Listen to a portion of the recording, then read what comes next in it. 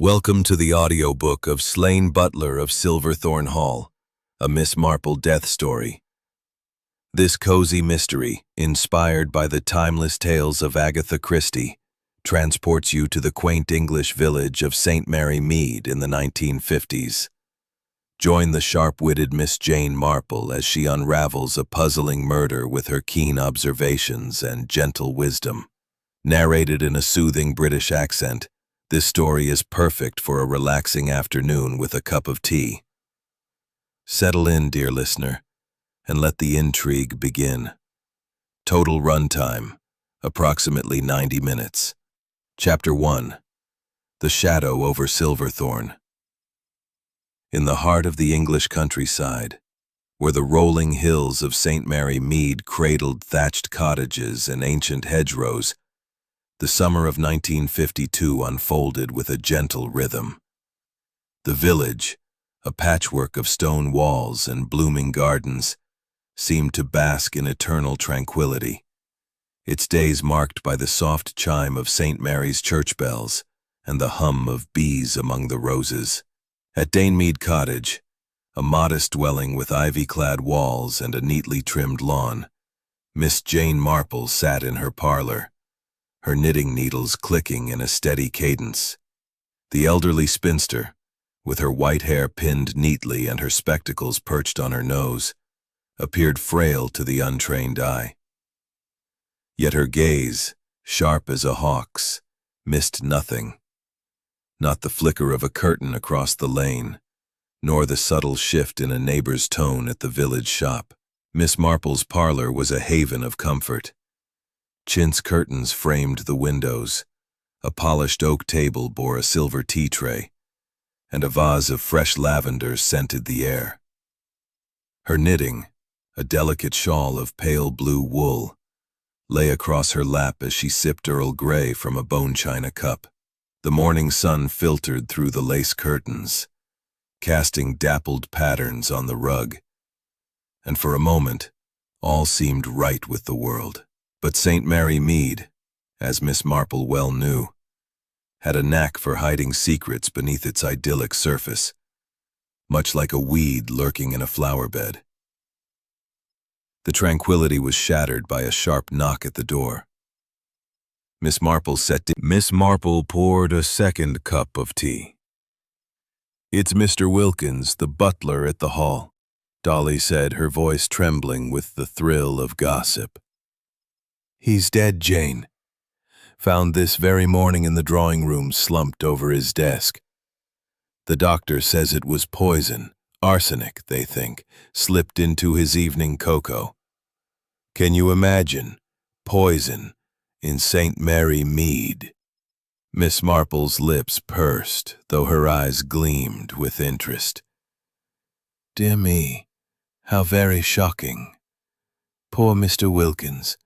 He was such a fixture at Silverthorne." She handed Dolly the tea, her mind already turning over the possibilities. Wilkins, a man of 60 with a meticulous demeanor and a reputation for discretion, had served Lord and Lady Harrington for 3 decades. His death by poison was no mere accident, she suspected. Arsenic was a household menace, rat-bait in sheds, weed-killer in gardens, but its use in murder required intent. And intent, in Miss Marple's experience, stemmed from the tangled roots of human nature. "Tell me more, Dolly," she said, settling back into her chair. "What do the police say?" "Inspector Craddock's up at the hall now," Dolly replied, sipping her tea. "He arrived with that young sergeant of his, asking questions and poking about. They're saying it's murder, no doubt about it. Lord Harrington is beside himself, and Lady Harrington, well, she's taken to her room with a bottle of smelling salts. The whole household's in a tizzy." Silverthorne Hall, the grandest estate in St. Mary Mead, stood on the village's northern edge, its grey stone walls and towering chimneys a testament to old wealth. Surrounded by manicured gardens and ancient oaks, it was home to Lord Reginald Harrington, a portly man in his 60s with a fondness for port and hunting, and his elegant wife, Lady Beatrice, whose beauty still turned heads despite her 40-odd years. Their household included a small but loyal staff: Wilkins, the late butler, Elsie Tanner, the maid, and Tom Griggs, the grizzled gardener who tended the grounds since he was a boy. Then there was young Reginald Harrington, the Lord's nephew, who had drawing room. Why there? Wilkins was meticulous. He'd not have taken his cocoa to his desk unless interrupted.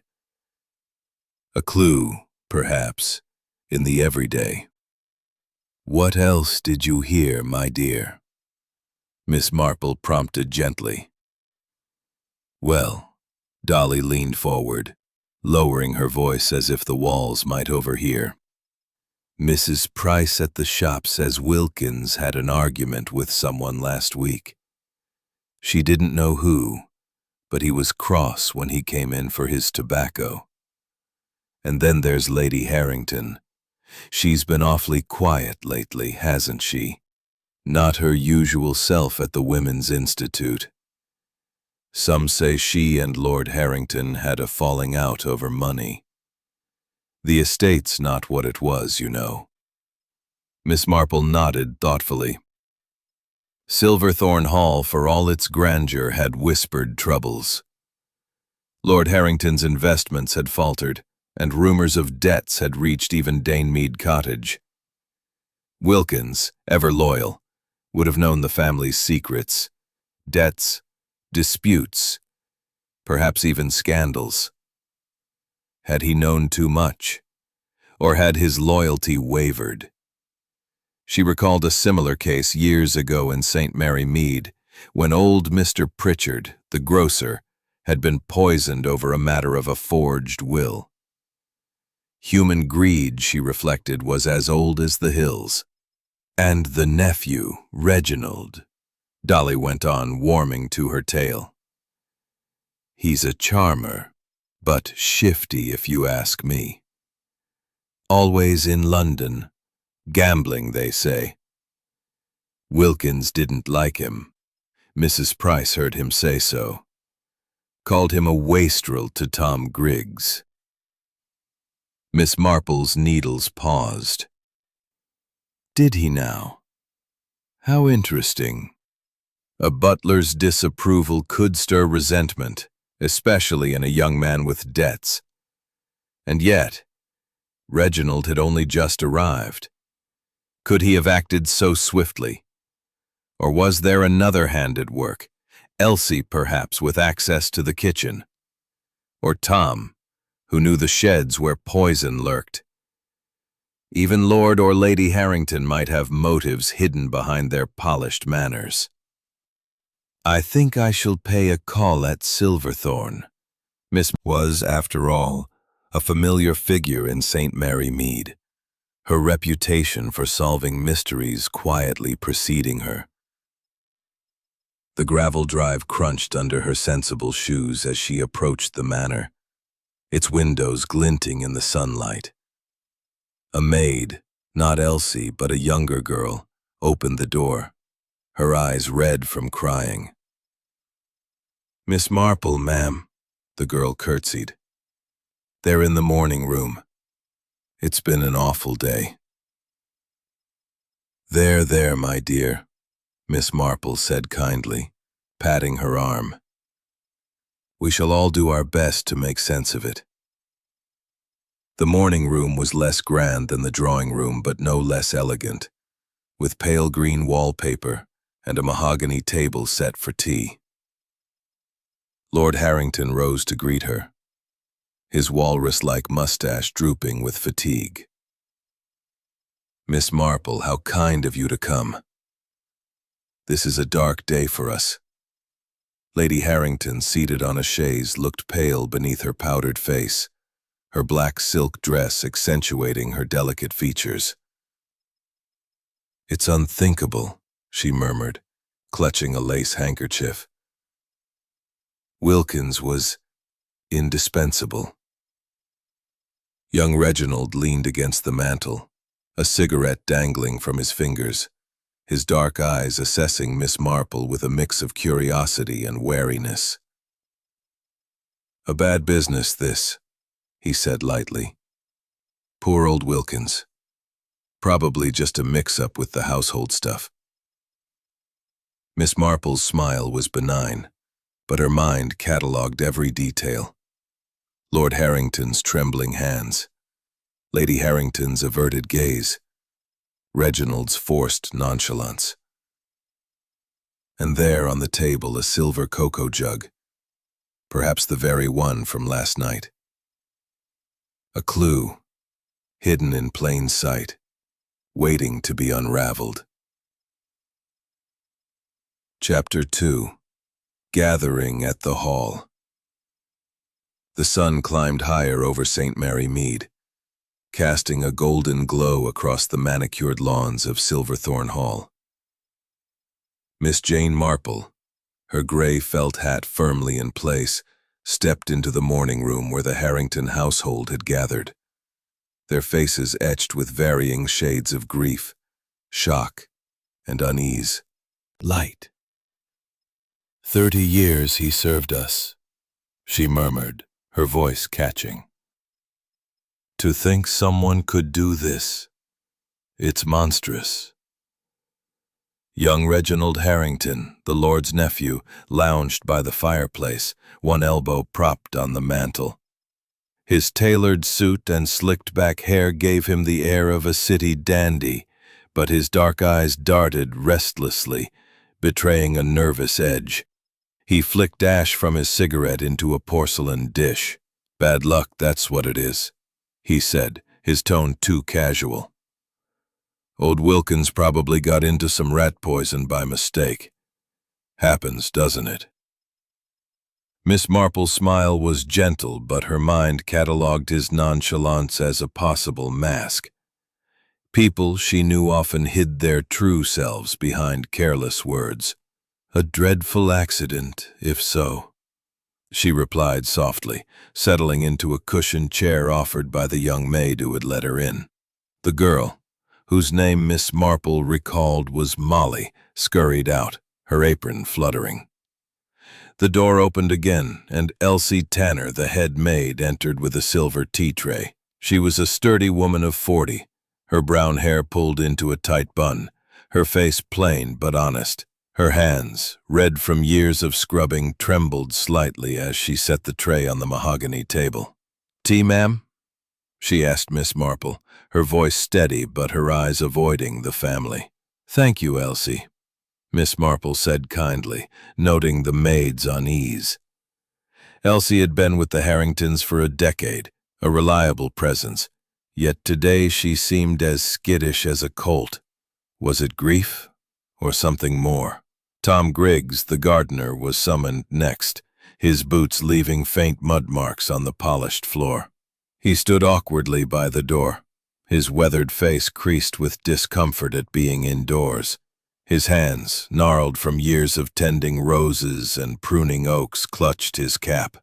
"Beggin' your pardon, me lord," he mumbled to Lord Harrington. "I don't know nothing about this business. Just heard the news." Miss Marple's sharp eyes took in the room's occupants. Lord Harrington's nervous fidgeting, Lady Harrington's carefully composed sorrow, Reginald's forced ease on Elsie, who flushed. "No, ma'am," Elsie said firmly. "I left the kitchen straight after, had my own work to finish." Reginald snorted softly. "Come now, Elsie. No need to get defensive. Accidents happen. Maybe the cocoa tin got mixed up with something else." Lady Harrington's head snapped up. "Reginald, that's a terrible thing to say. Wilkins was meticulous. Had never make such a mistake." "Quite so," Lord Harrington agreed, though his voice wavered. "But, well, he did have a row with someone yesterday evening. I heard raised voices from the drawing room when I passed by." Miss Marple tilted her head, her expression one of polite concern. "A row? With whom, Lord Harrington?" He hesitated, glancing at his wife. "I couldn't say. I didn't linger, but Wilkins sounded agitated. Tom Griggs shifted uncomfortably. I heard something too, miss, he offered, his voice gruff.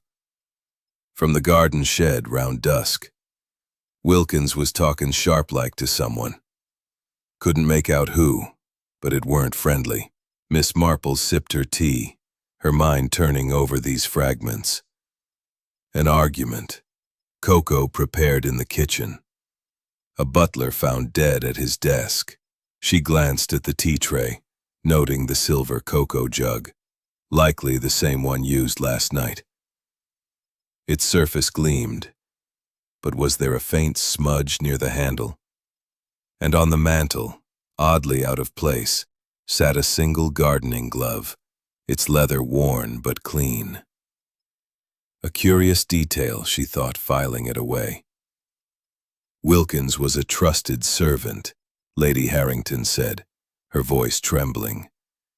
He knew everything about this house, our routines, our private matters. I can't imagine why anyone would harm him. Trusted, yes, Reginald said, his tone edged with something Miss Marple couldn't quite place, sarcasm perhaps. But even trusted servants can overstep. Maybe he poked his nose where it wasn't wanted. Lord Harrington's face reddened. That's enough, Reginald. Wilkins was loyal to a fault. Miss Marple observed the exchange. A light burning late. And somewhere in that sequence, arsenic had found its way into a cup. She recalled a case in St. Mary Mead years ago, when a chemist's assistant had poisoned his rival over a trivial slight. The method had been arsenic, slipped into a glass of sherry. The motive, jealousy, cloaked in everyday pleasantries. Could something similar be at play here? The conversation turned to condolences, and Miss Marple offered her sympathies with genuine warmth, though her eyes never stopped roving. The drawing room where Wilkins had died was just down the hall. She made a mental note to request a look, perhaps with Inspector Craddock's permission. The desk, she suspected, might hold more than accounts. Perhaps a letter, a stain, or a misplaced object that spoke of the killer's hand. As tea concluded, Lady Harrington rose, her composure faltering. I must rest, she said faintly. This has been too much. She excused herself, and Lord Harrington followed, murmuring about estate matters. Reginald lingered, lighting another cigarette, his gaze lingering on Miss Marple. You're a sharp one, aren't you, Miss Marple? He said, a half-smile playing on his lips. Bet you've already got a theory or two. Miss Marple's eyes twinkled behind her spectacles. I'm just an old woman who notices things, Mr. Harrington. People are so very revealing, don't you think? He laughed, but it was a hollow sound. Maybe too revealing for their own good. As Miss Marple prepared to leave, Elsie approached, her voice low. Ma'am, I didn't want to say in front of the others, but I found something odd this morning. A key in the kitchen drawer. It's not one of ours, far as I know. Miss Marple's interest sharpened. A key, you say? May I see it? Elsie hesitated, then nodded. I'll fetch it later, ma'am.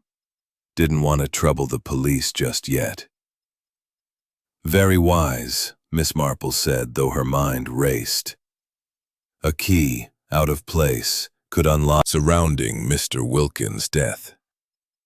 The cozy room with its chintz curtains and lavender-scented air felt like a sanctuary, yet her mind was far from tranquil. The butler's poisoning, arsenic in his cocoa, found slumped at his desk, pointed to a deliberate act, and the household's tensions hinted at motives buried in the everyday. Her visit to Silverthorne had revealed much. Lord Harrington's nervous fidgeting, Lady Harrington's veiled sorrow, young Reginald's calculated nonchalance, Elsie's trembling hands, and Tom Grigg's reluctance to linger indoors. Each was a piece of a puzzle, and Miss Marple knew that the smallest details, a smudged cocoa jug, a misplaced glove, a whispered key, often held the key to unraveling it. A knock at the door interrupted her thoughts. It was Dolly Bantry again, her eyes bright with fresh gossip from the village. "Jane, I couldn't stay away," she exclaimed, bustling in and settling into the armchair by the hearth. "The whole of St. Mary Mead is talking about poor Wilkins. I've just come from the post office. Mrs. Price has stories you wouldn't believe." Miss Marple set down her knitting, her smile gentle but her attention sharp. "Do sit down, Dolly, and tell me everything. Village talk is like a garden, full of weeds. But sometimes you find a flower of truth." Dolly needed no further prompting. She leaned forward, her voice dropping to a conspiratorial whisper. "Mrs. Price says Wilkins was seen at the shop last week, looking cross as anything. He bought his usual tobacco, but he muttered something about debts and dishonor. His very words. She thinks he was talking about the Harringtons. Everyone knows the estate's been struggling. Lord Harrington's investments went sour, and there's talk of selling off land." Miss Marple's eyes gleamed behind her spectacles. "Debts and dishonor," she repeated softly. "How very suggestive. Wilkins, as butler, would have known the family's financial troubles intimately. Did Mrs. Price say anything else?" "Oh, yes." Dolly's hands fluttered. "She overheard Wilkins talking to Tom Griggs outside the shop. She was planning to leave service soon, start a new life somewhere. Wilkins was helping her, apparently. Promised to write her a reference." "A reference," Miss Marple mused, her fingers pausing on her needles. "That's kind of him. But it suggests Elsie had plans, perhaps ones not everyone approved of. A motive, perhaps? A servant seeking freedom might resent a delay, or a threat to expose something." She made a mental note to ask Elsie about that key Shed mentioned, the one found in the kitchen drawer. As Dolly chattered on about village rumors, Tom Griggs caught poaching rabbits, Reginald's gambling debts in London. Miss Marple's thoughts turned to Silverthorne Hall. She decided to return that afternoon, ostensibly to offer further condolences, but really to probe deeper. The household's dynamics were like a poorly knitted scarf. Pull one thread, and the whole might unravel. By 3 o'clock, Miss Marple was back at Silverthorne, her sensible shoes crunching on the gravel drive. The constable at the gate nodded her through, accustomed to her unassuming presence. The hall's grandeur greeted her again, its oak-paneled corridors and crystal chandeliers a stark contrast to the grim business of murder. Molly, the young maid, led her to the drawing room, where the family was gathered for afternoon tea. The room was as elegant as Miss Marple remembered. Velvet drapes, a polished walnut desk where Wilkins had died, and a silver tea service gleaming on a sideboard. The cocoa jug from last night was gone, likely taken by Inspector Craddock's men, but the gardening glove still sat incongruously on the mantel. Lord Harrington rose, his face weary. "Miss Marple, you're very kind to visit again. This has been a trying day." Lady Harrington, seated by the fire, offered a fragile smile. Her black dress accentuated her pallor, and her fingers toyed with the string of pearls. "We're all still in shock," she said. Wilkins was like family. Reginald, sprawled in an armchair, lit another cigarette. Family or not, he had a knack for stirring things up, always poking into everyone's business to keep them private, for the sake of the family. But lately he seemed, I don't know, watchful.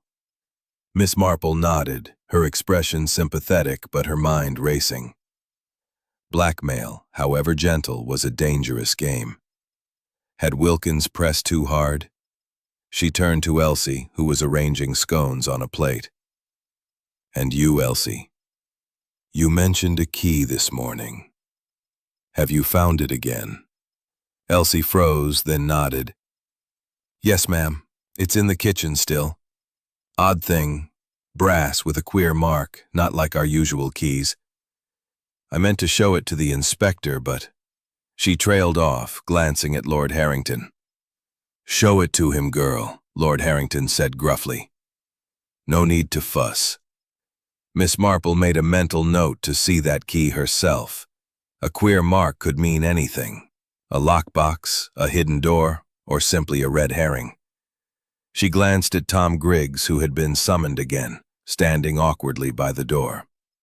Mr. Griggs, you mentioned hearing an argument by the shed. Did you see anyone else near the house last night? Tom scratched his neck, his cap twisting in his hands. Well, miss, I saw young Mr. Reginald out by the roses round 8. Smokin' he was, though he says he don't smoke outdoors. And I saw a shadow in the kitchen window. Might have been Elsie, but it was quick.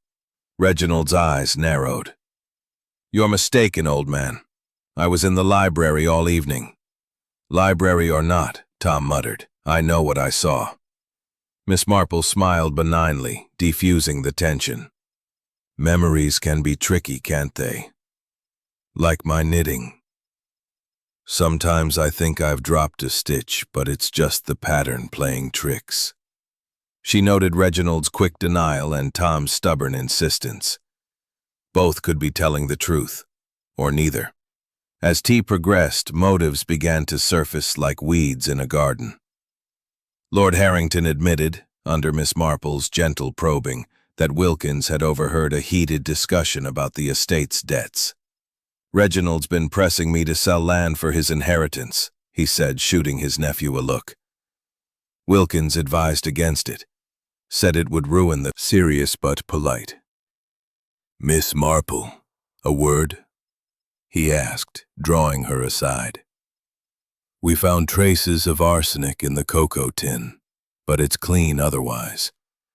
No fingerprints but Wilkins and Elsie's. The shed's rat poison is the likely source. Unlocked, anyone could have got at it. Very interesting, Miss Marple said. Have you examined the desk in the drawing room? There might be small things worth noting. Craddock nodded, though his expression suggested he thought her interest quaint. Well, look again. Thanks for the tip. As Miss Marple stepped into the fading light of the afternoon, the church bells tolled 4. The village of St. Mary Mead seemed peaceful, its cottages glowing in the dusk. But she knew better. Secrets, like shadows, grew longer as the day waned. The key, the glove, the cocoa tin, each was a clue hidden in the everyday, waiting for her to unravel the truth. Chapter 4. Shadows in the Garden. The late afternoon light draped St. Mary Mead in a soft amber glow, casting long shadows across the lanes and gardens of the village. Miss Jane Marple, her gray felt hat tilted slightly against the breeze, walked the familiar path from Dane Mead Cottage toward Silverthorne Hall.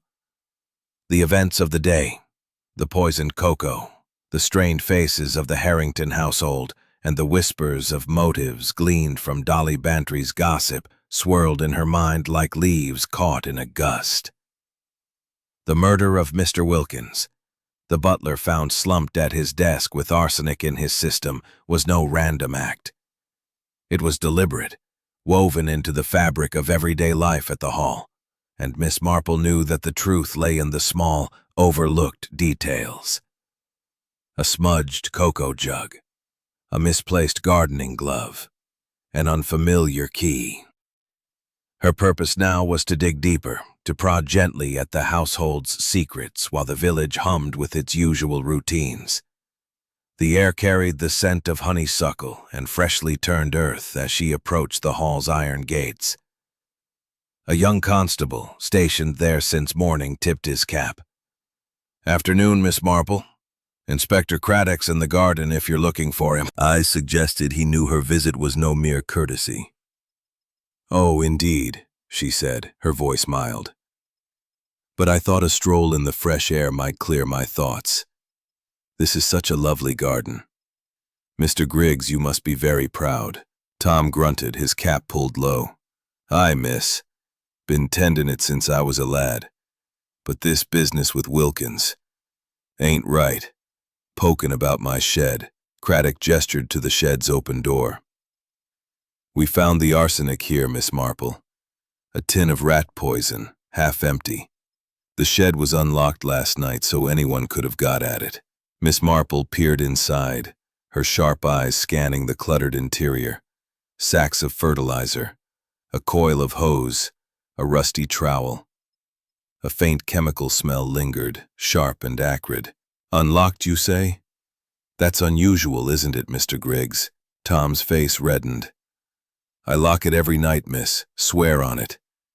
Someone must have picked it or left it open a purpose. I ain't careless." "Of course not," Miss Marple said soothingly, though she noted his quick defense. She stepped closer, her gaze falling on the dirt floor. A small footprint, partially smudged, caught her eye. Too dainty for Tom's heavy boots. "How curious," she murmured, bending slightly. "This print looks fresh. Perhaps a lady's shoe?" Craddock frowned, crouching to inspect it. "Could be. Lady Harrington walks the gardens sometimes, doesn't she, Griggs?" "Aye," Tom admitted grudgingly. "Her ladyship likes the roses, but she don't come near the shed, not usually."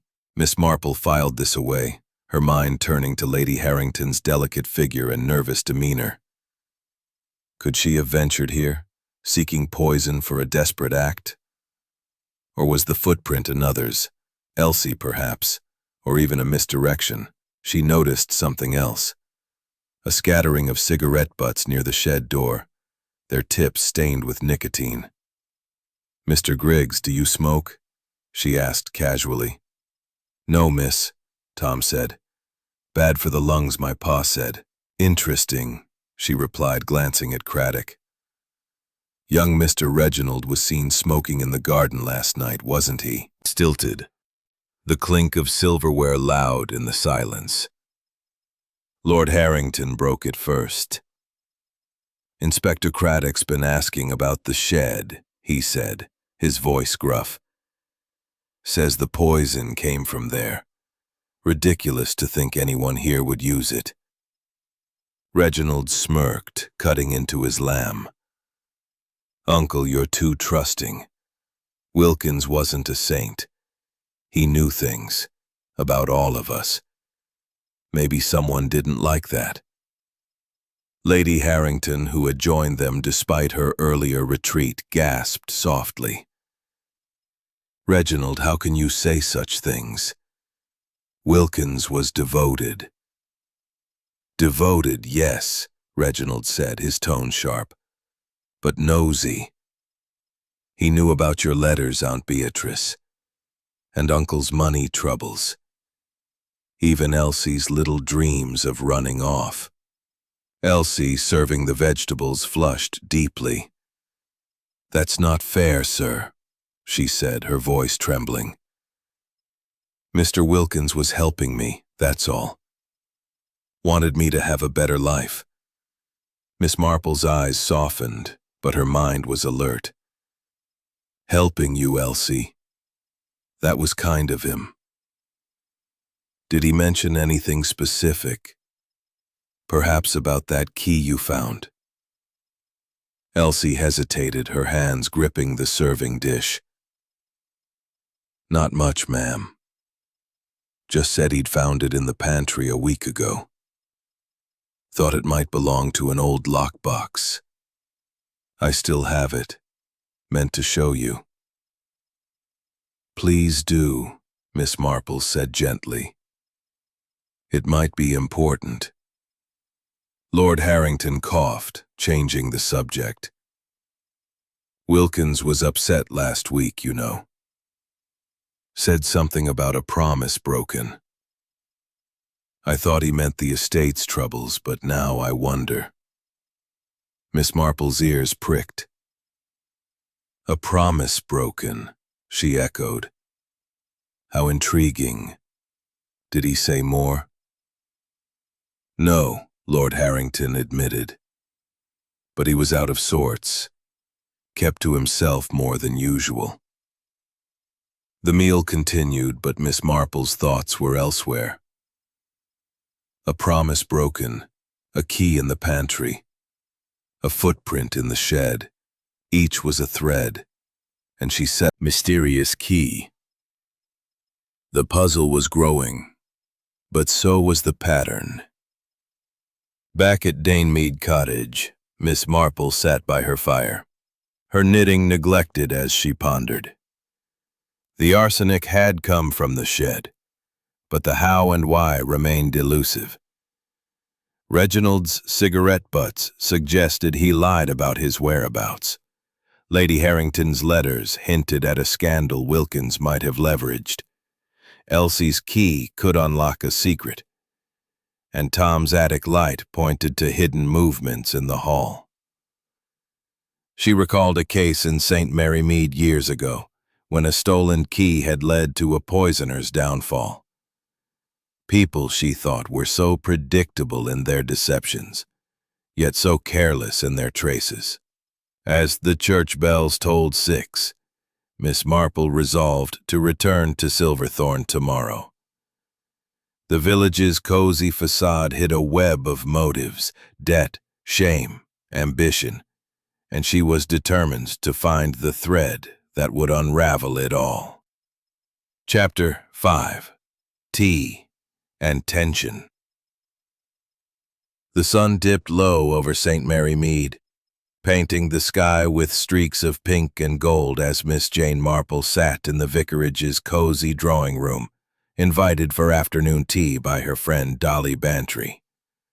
The room was a warm haven, with floral wallpaper, a crackling fire, and a table laden with scones, clotted cream, and a steaming teapot. Yet despite the comforting setting, Miss Marple's thoughts were far from serene. The murder of Mr. Wilkins, the butler of Silverthorne Hall, poisoned by arsenic in his cocoa, dominated her mind. Her visits to the hall and the garden shed had yielded clues: a smudged cocoa jug, a misplaced gardening glove, a mysterious brass key with a clover-shaped mark, a dainty footprint, and cigarette butts near the shed. Each was a thread in a tangled skein, and the village's gossip, shared eagerly by Dolly, added more strands to unravel. Dolly, her cheeks flushed with excitement, poured tea with a flourish. "Jane, you should have heard the talk at the Women's Institute this morning. Everyone's got a theory about poor Wilkins. Mrs. Price swears she saw young Reginald sneaking up Reginald's debts. Gambling in London. Thousands owed, they say. Wilkins warned Lord Harrington not to lend him more, which didn't sit well with the young man. And then there's Lady Harrington. Mrs. Clements overheard her at the post office asking about sending a letter abroad. Odd, don't you think, with all this going on?" Miss Marple's needles, resting in her lap, paused. A letter abroad could mean many things. A plea for help, a warning, or a connection to Lady Harrington's old letters that Wilkins had known about. "Very odd," she murmured. "And what of Lord Harrington? Any whispers about him?" "Oh, plenty," Dolly said, her eyes wide. The estate's in a bad way, Jane. Mr. Price says Lord Harrington's been selling off silver to cover debts. Wilkins, being the butler, would have known every detail. Perhaps too much for his own good. Miss Marple nodded, her mind weaving these threads. Wilkins, with his decades of service, had been a confidant to the Harringtons, privy to their financial woes and personal secrets. Had he threatened to expose something? Or had his loyalty been mistaken for interference? She resolved to return to Silverthorne Hall, where the family's tensions might reveal more. By 4 o'clock, Miss Marple arrived at the hall, her gray hat and tweed coat blending into the village's muted tones. The constable at the gate waved her through, and Molly, the young maid, led her to the morning room where Lady Harrington sat alone, her hands clasped tightly in her lap. The room's elegance, pale green walls, a mahogany table, a vase of roses, felt stifled by an air of unease. Lady Harrington's auburn hair was neatly pinned, but her eyes were red-rimmed, her black dress accentuating her pallor. "Miss Marple, how kind of you to call again," she said, her voice fragile. "I'm afraid I'm not myself today." "I quite understand, my dear," Miss Marple replied, settling into a chair. "Such a shock losing Mr. Wilkins. I wondered if you might tell me a little more about him." Marple seized the moment. "Elsie, my dear, have you shown that key to Inspector Craddock yet? The one with the clover mark?" Elsie hesitated, setting down the tray. "Not yet, ma'am. I didn't want to cause a fuss, but I can fetch it now, if you like." "Please do," Miss Marple said, her tone encouraging. Elsie hurried out, and Miss Marple turned back to Lady Harrington. "Such a curious thing. A key out of place. It makes one wonder what it might unlock." Lady Harrington's lips trembled. "I don't know anything about a key. Wilkins handled all the household locks." Before Miss Marple could probe further, Lord Harrington entered, his face flushed from a walk. "Miss Marple, still here? You're very kind to keep visiting." His tone was cordial, but his hands shook slightly as he poured himself tea. "I only wish to help," Miss Marple said. "You mentioned Wilkins was upset about a broken promise. Could it have been related to the estate's troubles?" Lord Harrington's mustache twitched. "Possibly. He was worried about the finances, kept urging me to be cautious with investments. Said he'd seen what debt did to families. I thought he was just being his usual fussy self." Miss Marple nodded, but her thoughts were elsewhere. Wilkins' concern for the estate suggested a loyalty that might have clashed with someone's plans. Reginald's, perhaps, with his gambling debts, or even Lord Harrington's if he resented interference. She glanced at the sideboard where a sugar bowl sat, its lid slightly askew. Odd, she thought, for a household so meticulous. Could it have been tampered with, like the cocoa? Elsie returned, holding the brass key. "Here it is, ma'am," she said, handing it to Miss Marple.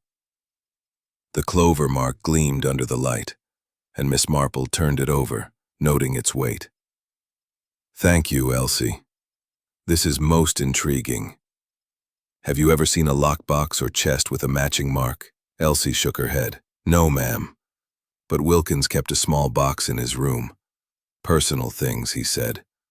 I never saw inside." Delivery. Reginald's debts. Lady Harrington's letters. Lord Harrington's financial strain. Elsie's ambitions. And Tom's attic light. All pointed to a web of motives. She recalled a case where a misplaced sugar bowl had hidden a poisoner's intent, the granules laced with death. At the vicarage, Dolly pressed her for thoughts.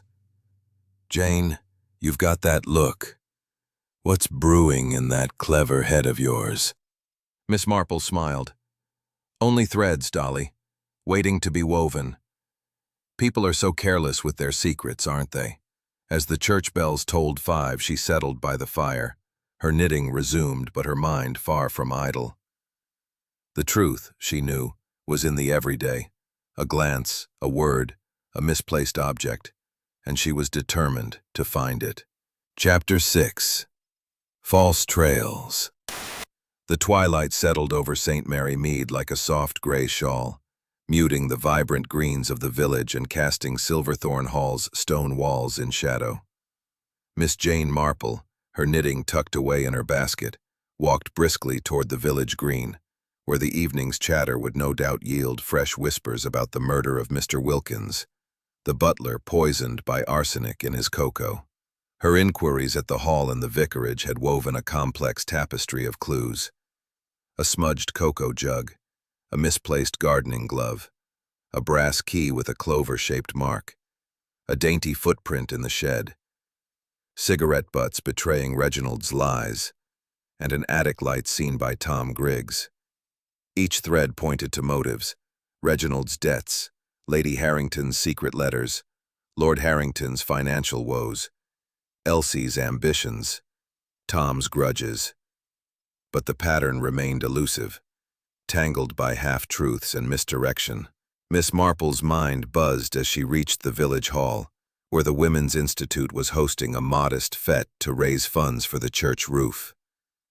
The event, with its stalls of homemade jams and knitted scarves, offered a perfect chance to gauge the village's pulse. She paused at a table laden with baked goods, nodding to Mrs. Price, the postmistress, whose sharp tongue rivaled her own keen observation.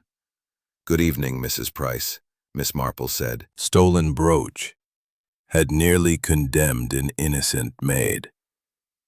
"Thank you, Mrs. Price," she said. "Village eyes do see so much." As she mingled, Miss Marple overheard snippets of speculation. Reginald's late-night wanderings, Lady Harrington's nervous visits to the post office, Tom Griggs' muttered complaints about Wilkins' high-handed ways. The village was a chorus of suspicion, each voice adding to the cacophony but not the clarity. She resolved to return to Silverthorne Hall, where Inspector Craddock's latest findings might shed light, or cast more shadows. By 7 o'clock, Miss Marple was at the hall, welcomed by Molly, the young maid, whose eyes were still red from crying.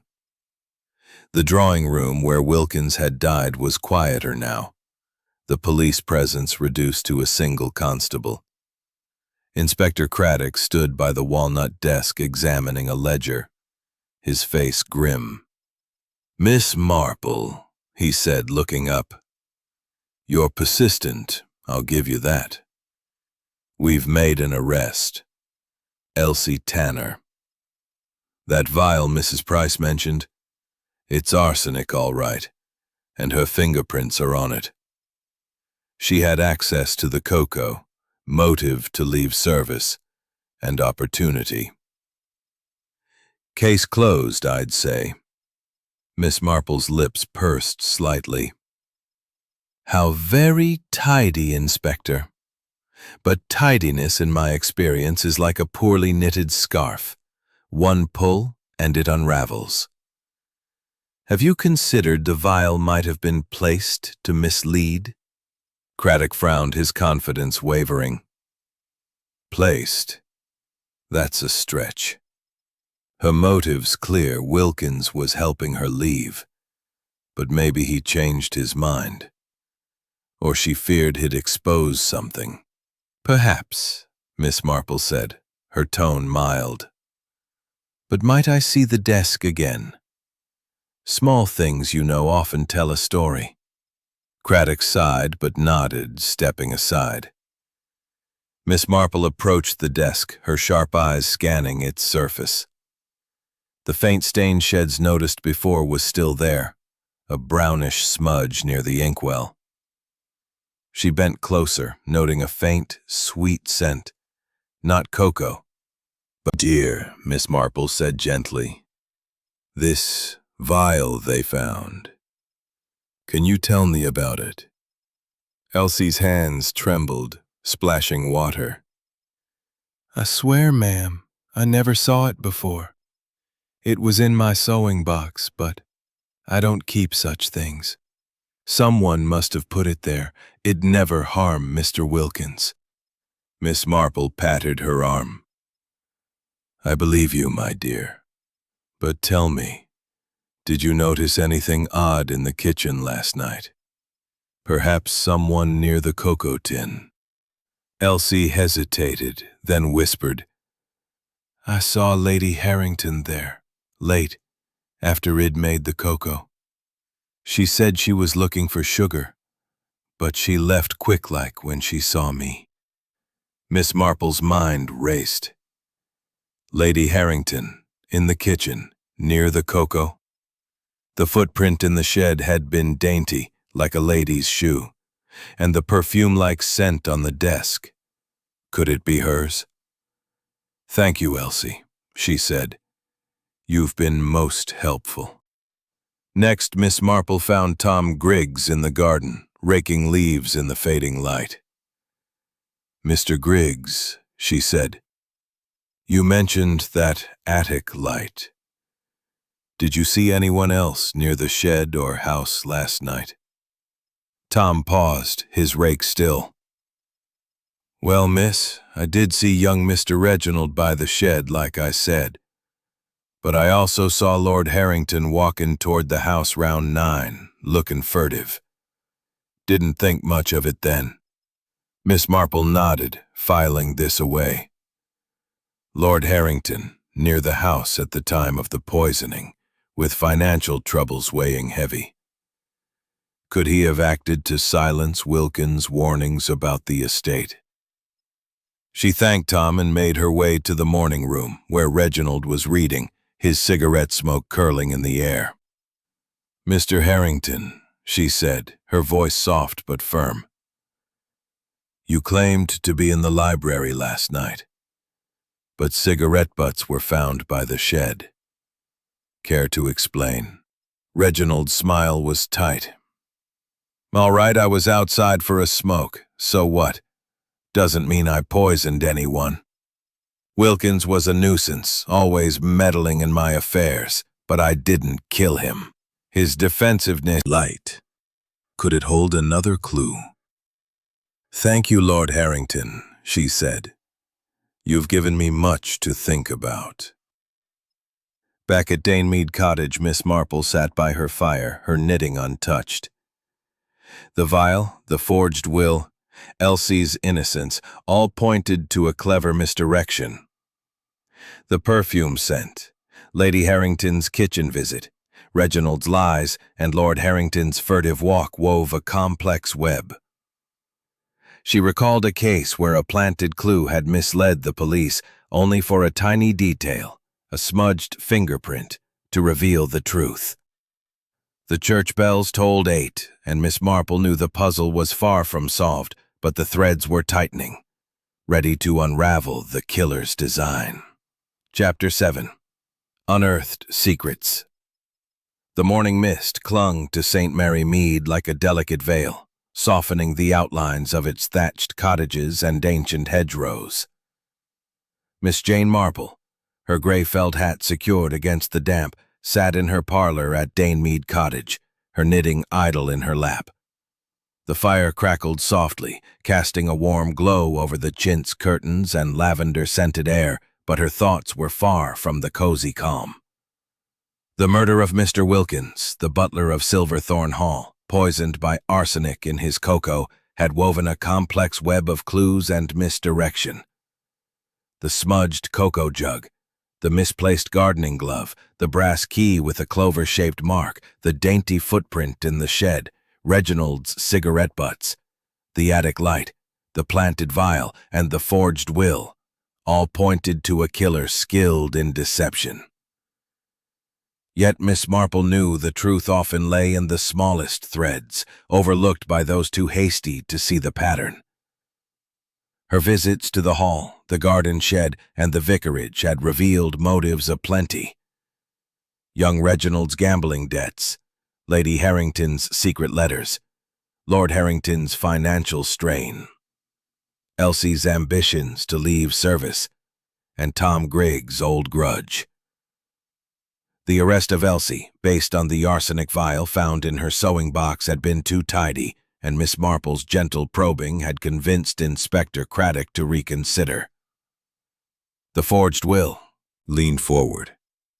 She said the address was odd, written in a hurry, not Wilkins' neat hand. And Mr. Clements, the baker, saw Lord Harrington at the post office that same day, looking nervous, asking about parcel rates. Miss Marple's needles twitched in her lap, though she didn't pick them up. A smudged label, a nervous lord. Could the package have contained the arsenic, disguised as something innocuous? She recalled a case in St. Mary Mead years ago, where a poisoned bottle of sherry had arrived by post, its sender cloaked in anonymity. "Thank you, Dolly," she said. "Village eyes are sharper than any detective's, aren't they?"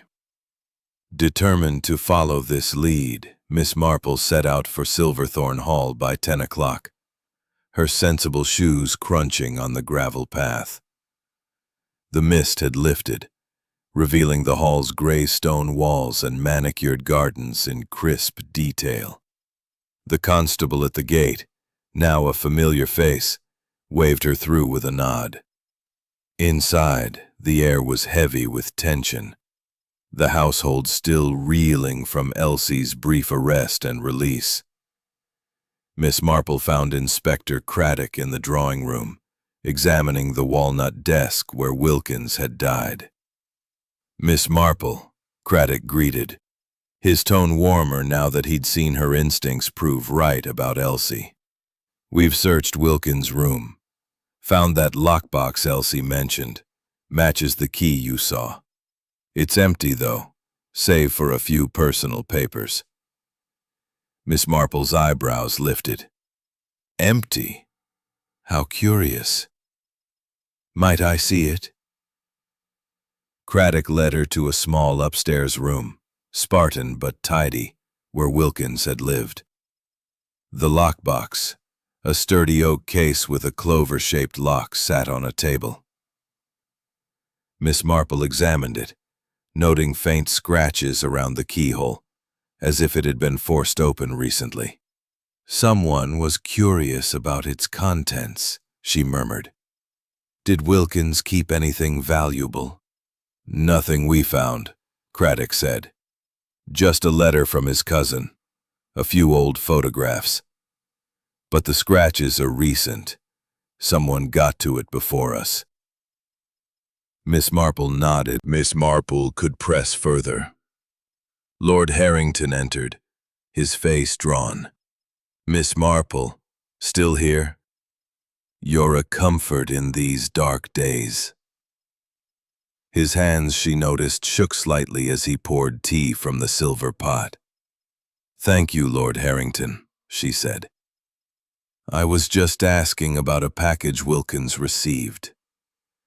Mrs. Price mentioned you were at the post office. Perhaps you noticed it." Lord Harrington's mustache twitched. "The post office? Oh yes, routine business.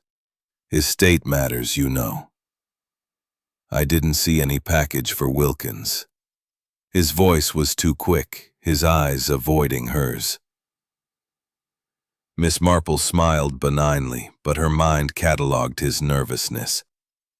A smudged label, a hurried visit to the post office. Lord Harrington was hiding something. She glanced at the sideboard where the sugar bowl she'd noticed yesterday stood, its lid still askew. "That sugar bowl," she said casually. It's unusual for it to be out of place in such a tidy household. Lady Harrington flushed. Oh, that. I must have left it there. I don't take sugar, but Wilkins did. For his cocoa. Miss Marple's eyes twinkled. Did he now? How interesting. The perfume-like scent on the desk, the sugar bowl's odd placement. Could the arsenic have been hidden there, not in the cocoa tin? She recalled a case where poison had been slipped into a sugar jar, mistaken for sweetness. Seeking Tom Griggs, Miss Marple found him in the garden, pruning roses with a scowl. Mr. Griggs, she said, you mentioned that attic light. Have you seen anything else unusual? Perhaps around the postbox or the house? Tom paused, his shears still. Well, miss, I did hear Wilkins arguing with someone in the drawing room a few nights back. Sounded like young Mr. Reginald, threatening to settle things if Wilkins didn't back off. And I found this by the postbox yesterday. He pulled a crumpled envelope from his pocket, addressed to Wilkins, but always took sugar with his cocoa, so I left it for him. Miss Marple's mind raced. The sugar bowl, the perfume scent, the empty lockbox, the torn envelope, all pointed to a careful plan, with clues planted to mislead. She recalled the dainty footprint in the shed, too small for Tom, perhaps Lady Harrington's. But the sugar bowl suggested another hand. Someone who knew Wilkins' habits intimately. As she left the hall, Miss Marple met Craddock outside, sharing the envelope and her suspicions about the sugar bowl. Inspector, you might test that bowl for arsenic. And the lockbox, those scratches suggest someone was desperate to open it. Craddock nodded, his respect for her growing. He'll look into it. You've a knack for this, Miss Marple. Back at Mead Cottage, Miss Marple sat by her fire, her knitting untouched. The package, the sugar bowl, the lockbox, all were threads tightening around a truth she was beginning to glimpse. The church bells tolled noon, and she knew the next day would bring her closer to unraveling the killer's design. Chapter 8. Narrowing the Net. The afternoon sun filtered through the lace curtains of Silverthorne Hall's morning room, casting intricate patterns on the polished mahogany table, where cards were being dealt for a game of bridge. Miss Jane Marple, her gray felt hat set aside and her knitting basket at her feet, sat with quiet poise among the Harrington family and Inspector Craddock. The invitation to play bridge had come from Lady Harrington herself. A desperate attempt, Miss Marple suspected, to restore some semblance of normalcy amid the shadow of Mr. Wilkins' murder. Yet, beneath the polite chatter and the shuffle of cards, tension simmered like tea left too long on the boil. The arsenic poisoning of the loyal butler, discovered slumped at his desk with a tainted cocoa cup, had unraveled far too many secrets. The smudged package label, the empty lockbox with its suspicious scratches, the misplaced sugar bowl laced with poison, the faint perfume scent on the desk, and the web of planted clues that had briefly ensnared. Opposite with Reginald as her partner, forced a smile. Indeed, Reginald. Let's not let them run away with the rubber. Her auburn hair gleamed under the chandelier light, but her eyes darted nervously to the sideboard, where the infamous sugar bowl now sat, cordoned off by a police marker after Craddock's tests had confirmed traces of arsenic. Reginald smirked, lighting a cigarette despite the room's stuffy air. Aunt Beatrice, you're playing with fire today. Careful not to spill any sugar.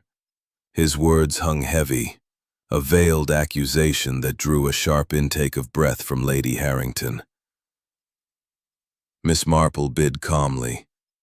2 hearts. Her mind weaving the threads of the case. The sugar bowl had been Wilkins' undoing. He took it liberally in his cocoa, a habit known only to the household. The poison, sourced from the shed's rat bait, had been hidden there, not in the cocoa tin as initially thought. The planted vial in Elsie's room, the forged will implicating Reginald, the gardening glove on the mantel, all misdirections to scatter suspicion. And the empty lockbox? Whatever Wilkins had hidden there, perhaps proof of Lord Harrington's embezzlement from the estate funds, had been removed by the killer's hand. As the first hand progressed, Craddock, playing dummy opposite Lord Harrington, leaned forward. The tests on the sugar bowl are conclusive, my lord. Arsenic, pure and simple. Wilkins ingested it with his nightly cocoa. Now, who had access to that bowl? Lord Harrington's cards trembled slightly. Anyone in the household, Inspector. But surely not one of us. Wilkins was family. Reginald snorted, trumping a trick with evident satisfaction. Family. He was a meddler, always whispering in your ear about my wastrel ways, uncle. And those debts of yours. He knew all about them, didn't he? Lady Harrington's face paled. Reginald, that's enough. Wilkins was discreet. He even helped me with my little indiscretion. The room fell silent, the cards forgotten. Miss Marple's eyes twinkled the kitchen that night. I was fetching sugar, she cried, but I swear I never touched the bowl. Miss Marple laid down her cards softly. The perfume scent on the desk, my dear. That was yours, wasn't it? Rose water, very distinctive. And the dainty footprint in the shed matches your slippers. Lady Harrington gasped. I did go to the shed. For rat poison, yes, but to protect the gardens. I swear it. Reginald slammed his cards down. This is ridiculous. If anyone's to blame, it's you, Uncle. Tom Griggs saw you sneaking about at 9 o'clock. And that package from the post office, you sent it, didn't you? The arsenic, disguised as tea. Lord Harrington surged to his feet, knocking over his chair.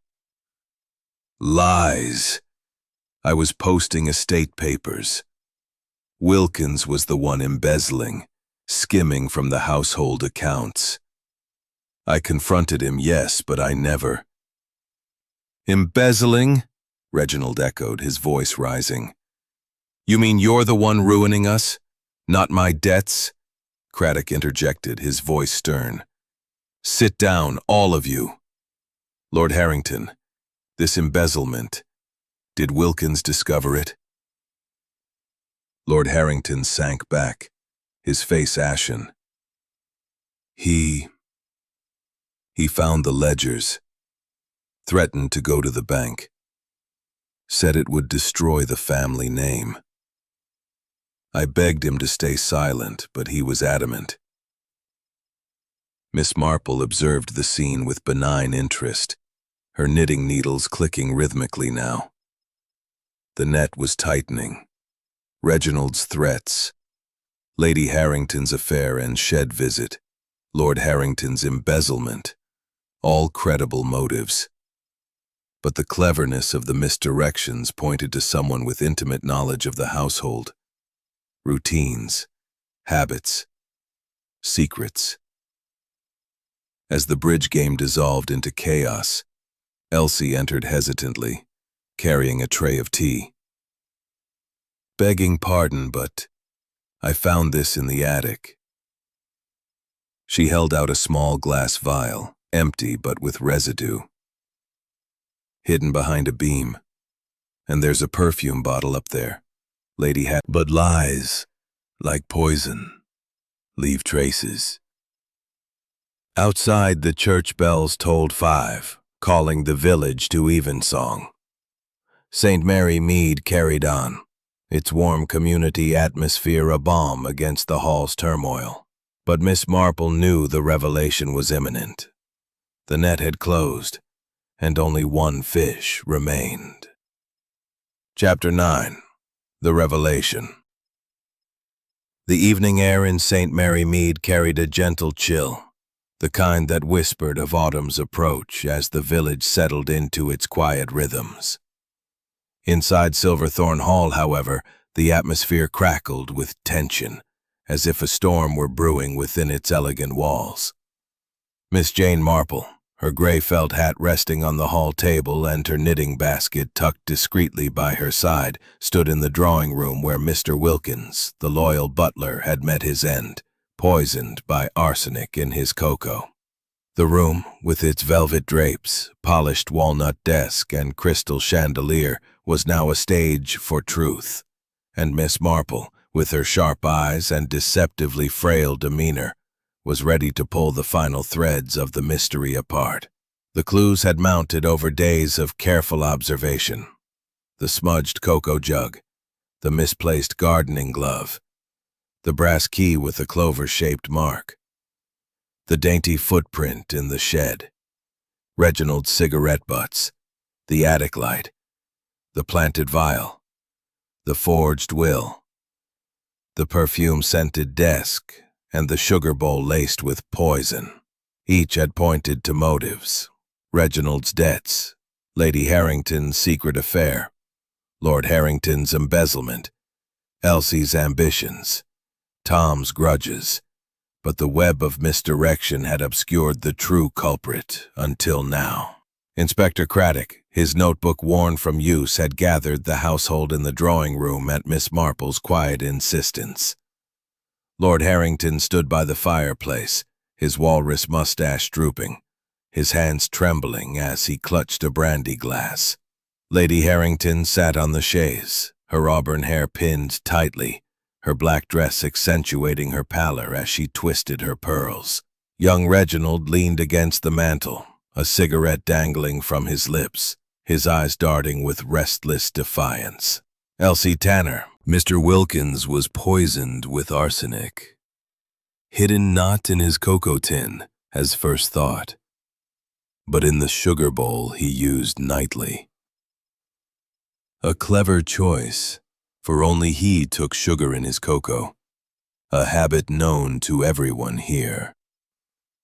Lady Harrington gasped, her pearls clicking. The sugar bowl? But I never touched it. Miss Marple's eyes twinkled. Indeed, my dear.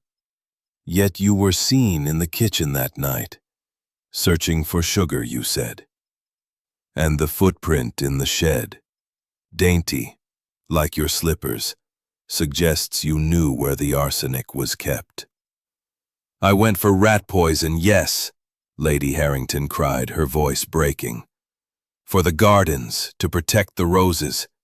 I swear I didn't harm him, Reginald snorted, flicking ash into a dish. Convenient, Aunt Beatrice.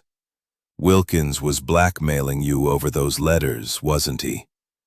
About your affair with that captain. You had every reason to silence him. Lady Harrington's face crumpled, tears spilling. I burned those letters. He had no hold over me. Enough, Lord Harrington snapped, slamming his glass down. Beatrice, you should have told me. And Wilkins, meddling in our affairs, threatening to expose my financial missteps. But I'd never kill him. Miss Marple's gaze shifted to him, her expression benign but piercing. Your financial missteps, my lord? Or embezzlement? Wilkins discovered you'd been siphoning estate funds, didn't he? He threatened to go to the bank to protect the family name. A powerful motive, especially for a man desperate to maintain appearances. Lord Harrington's face turned ashen. I argued with him, yes. He found the ledgers, said I'd ruin us. But I begged him to stay silent, not this. Craddock, his pen poised, interjected. And you, Lord Harrington, were seen near the house at 9 that night, looking furtive. And that package to Wilkins, smudged label, sent from the post office where you were spotted. Was it the arsenic? No, Lord Harrington roared. I sent him hiding something. And I heard Wilkins arguing with his lordship days before. About money, sounded like. Miss Marple's voice grew softer, yet it filled the room. Indeed, Mr. Griggs. The attic light, the perfume bottle found there, the sugar bowl, the scratches on the lockbox, all tell a story. But let us consider the perfume. Lady Harrington, your rose water is distinctive, yet you claim not to drink cocoa. Why then was it sent on the desk, near the stain where a vial was spilled? Lady Harrington's hands shook. I don't know. I never touched the desk. Miss Marple's eyes narrowed slightly. And yet, the vial in the attic, your perfume bottle, emptied of its contents, was used to hold the arsenic, wasn't it? A clever disguise, for who would suspect a lady's scent bottle? But the killer made a mistake, spilling a drop on the desk, leaving that telltale stain. Gasps echoed through the room. Reginald pointed at his aunt. It was you. You poisoned him to keep your affair quiet. No, Lady Harrington sobbed, collapsing onto the chaise. I couldn't. Miss Marple raised a hand, her voice steady. Not you, my dear. The net is closed, and the true culprit stands before us. She turned to Lord Harrington, her gaze unwavering. It was you, my lord. You poisoned Wilkins, using your wife's perfume bottle to hold the arsenic, knowing it would deflect suspicion. You spilled a drop while preparing the sugar bowl, leaving the stain. You planted the vial in Elsie's room and the forged will to implicate Reginald, hoping to muddy the waters. Lord Harrington's glass slipped from his hand, shattering on the floor. That's preposterous. I loved Wilkins like a brother. Miss Marple's voice was gentle but relentless. You loved your reputation more. Wilkins discovered your embezzlement, years of siphoning estate funds to cover failed investments. He threatened to expose you, to save the family name. You couldn't allow the ticking of the mantel clock. Miss Marple gathered her knitting basket, her heart heavy, but her mind clear. The truth, like a well-knit scarf, holds together when you find the right pattern, she said to Craddock. Thank you for indulging an old woman's curiosity. Craddock smiled, his respect evident. You're no ordinary old woman, Miss Marple. St. Mary Mead is lucky to have you. As she stepped into the cool evening, the church bells tolled 7, their chimes a soothing balm over the village. Silverthorne Hall's tragedy would linger. But Miss Marple knew St. Mary Mead would heal, its cozy community knitting itself back together, as it always did. Chapter 10. The Aftermath. The dawn broke over St. Mary Mead with a gentle flush of pink, bathing the village in a soft light that promised renewal. Miss Jane Marple sat in her parlor at Danemead Cottage. her knitting needles clicking softly as she worked on a pale blue scarf. Her thoughts lingering on the dramatic resolution at Silverthorne Hall the previous evening. The revelation of Lord Harrington's guilt in the murder of Mr. Wilkins. The loyal butler poisoned by arsenic in his cocoa had sent ripples through the village, stirring whispers that would linger for weeks. The clues: smudged cocoa jug, misplaced gardening glove, brass key with a clover-shaped mark, dainty footprint, cigarette butts, attic light, planted vial, forged will, perfume-scented desk, and arsenic-laced sugar bowl had woven a complex web. But Miss Marple's keen eye for human nature had unraveled it. Now, as the village awoke, she reflected on the aftermath, knowing that truth, like a well-knit pattern, brought both clarity and sorrow. Dolly Bantry arrived promptly at 9, her eyes wide with the thrill of gossip as she settled into the armchair by the hearth. "Jane, it's all anyone can talk about," she exclaimed, accepting a cup of tea. "Lord Harrington, of all people, embezzling from the estate and poisoning poor Wilkins to keep it quiet. Miss are ruined, aren't they? And poor Lady Harrington, with her secret letters exposed." Miss Marple nodded, her expression softening. "The family will face hard times, but they're resilient. Lady Harrington may find peace in honesty, and young Reginald might learn from this. As for the estate, well, truth has a way of clearing the air, even if it stings." Determined to see the aftermath for herself, Miss Marple set out for Silverthorne Hall by 10, her sensible shoes crunching on the dew-kissed gravel.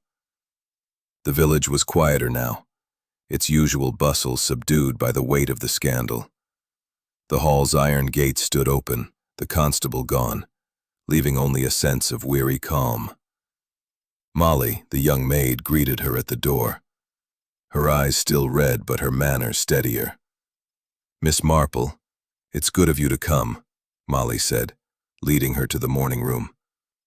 "Her ladyship's resting, but Mr. Reginald's here, and Elsie's back at work. It's strange without his lordship." The morning room was less oppressive today, the pale green walls softened by sunlight. Reginald sat at the table, his usual swagger diminished, his cigarette case untouched. He rose as Miss Marple entered, his face drawn. "Miss Marple," he said, his voice low, "I owe you an apology. I was unkind, thinking you were just a nosy old lady." Miss Marple's smile was kind. "No harm done, Mr. Harrington. People often underestimate the elderly. But tell me, how are you faring?" Reginald sighed, running a hand through his hair. "Badly, if I'm honest. Uncle's confession. It's torn everything apart. The estate's a mess, creditors circling. I thought I was the problem, with my debts, but he was stealing from us all along." Miss Marple nodded, settling into a chair. "Greed and fear make poor counselors, my dear. Wilkins knew of your uncle's embezzlement, and his loyalty to the family name cost him his life. But you have a chance now to rebuild, perhaps more wisely." Reginald's eyes met hers, a flicker of with tears. "I thought he was blackmailing me, but he only wanted me to tell Reginald the truth about my affair. I was so ashamed. And now, my husband, a murderer." Miss Marple's voice was gentle. "He acted out of desperation, not malice. But the law, like a good gardener, must prune what harms the whole. You'll find strength, my dear, as St. Mary Mead always does. Leaving Lady Harrington to rest, Miss Marple sought out Elsie in the kitchen, where the maid was polishing silver with renewed vigor. "Elsie, my dear," Miss Marple said, "you've been through an ordeal. How are you managing?" Elsie's face brightened. "Better, ma'am, thanks to you.